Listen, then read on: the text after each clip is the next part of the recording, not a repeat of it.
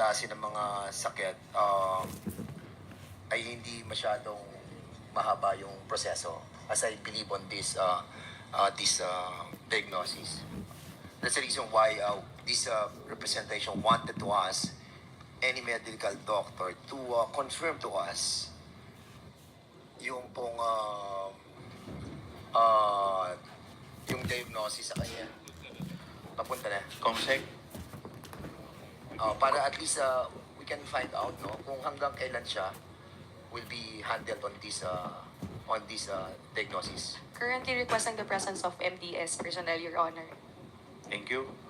Okay, sige, we'll be asking them in a while, Mr. Chairman. Thank you, Mr. Chair. Mr. Chair, can I also Deputy Speaker J.J. Suarez, you Right, recognize.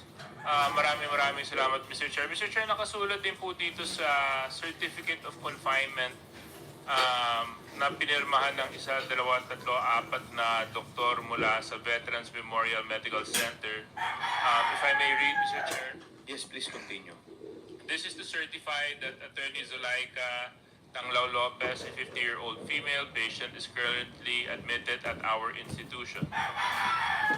She is being managed for acute stress disorder after presenting with difficulty in sleeping, anxiety, and intrusive symptoms in the form of nightmares, flashbacks, and avoidance, alongside a diagnosis of musculoskeletal strain on both shoulders, to consider chronic adhesive capsulitis, spinal asymmetry of the thoracic spine, lumbar spondylosis after presenting with shoulder pain with limited range of motion and back pain. This certification is issued at the request of the patient and is not intended for use in any medical, legal context or proceedings.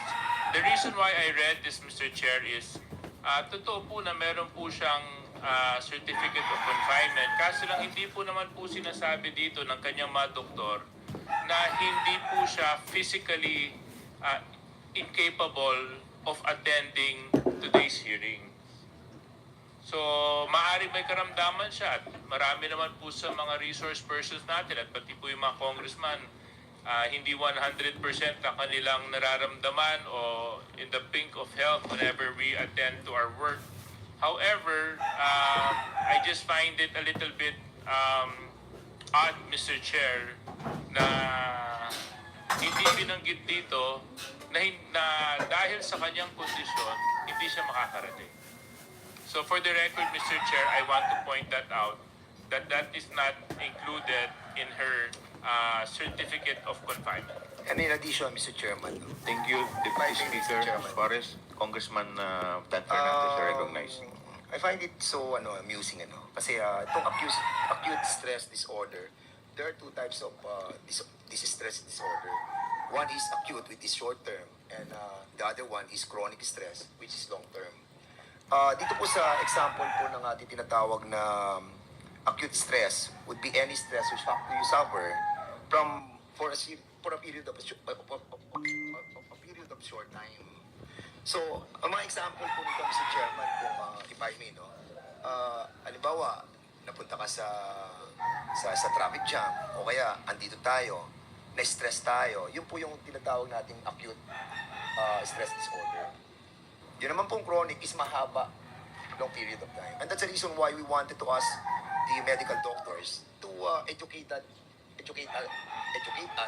on this. Precisely, ako po, medyo worried lang ako sa condition that we are mentioning right now because I think nagkakaroon naman po tayo ng evasion by our resource persons. And we don't want to set a precedent, lagi na lamang pong ganito, that they are using the medical certification not to be present on our committee. Yun lamang po, Mr. Chairman, and mamaya po pagdating po ng ating mga medical doctors, we will be equipped with more details about this. Maraming salamat po. Thank you, Congressman Dan Fernandez. Congresswoman Micaela Sonsing. Thank you, Mr. Chair. Mr. Chair, siguro po if I may be given the opportunity to please ask questions to our Sergeant at Arms and our Section kasi po ang dami pong kumakalat na mga haka-haka patungkol po sa ano po ba talaga yung nangyari nung gabi na yon. So, Mr. Chair, since we're tackling admin matters at the moment, before we proceed with the interpellations, may I be allowed, Mr. Chair, the opportunity to propound questions to our SAA and to our Secretary General? Yes, the reason why we invited the Secretary General is because the Secretary General will give us briefing of what transpired in the past 2 or 3 days. So, with that, the Chair would like to recognize the Secretary General, the Honorable Reginald Velasco. Thank you, Mr. Chairman. I will read the report here documenting the events concerning the contempt order and detention of Attorney Zuleika Lopez from the House of Representatives, Quezon City, to the Women's Correctional Facility, then to Veterans Memorial Hospital. We started, as the chairman stated, the committee met on November 20, 2024 at 10 a.m. and adjourned at 8:23 p.m. Representative Franz Castro, ACT Teachers Party List, moved to cite Attorney Lopez for contempt on the basis of the letter sent by the Office of the President to the Commission on Audit, which was duly seconded and approved by this committee, asking it not to comply with the House panel subpoena to submit audit reports on the OBP and the Department of Education on the use of confidential funds. This was duly approved by the committee. An order of detention was issued by the committee instructing the SAA to detain Attorney Lopez. Attorney Lopez was escorted to the HREP Custodial Center at 8:43 p.m.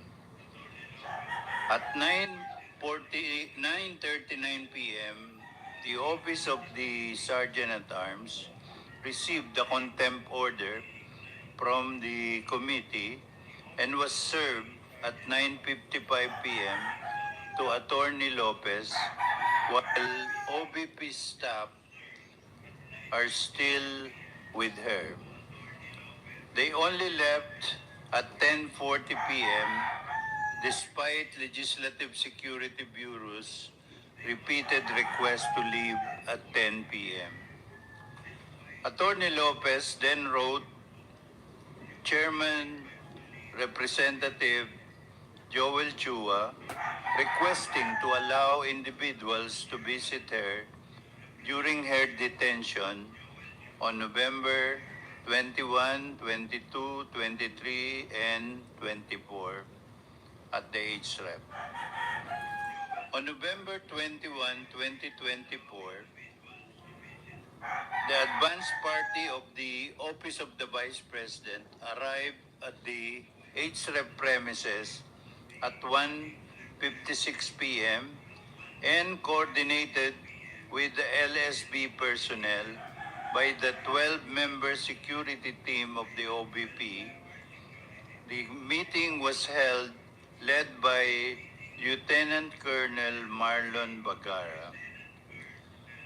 Attorney Lopez was brought to the HREP Visitor Center at 6:30 p.m.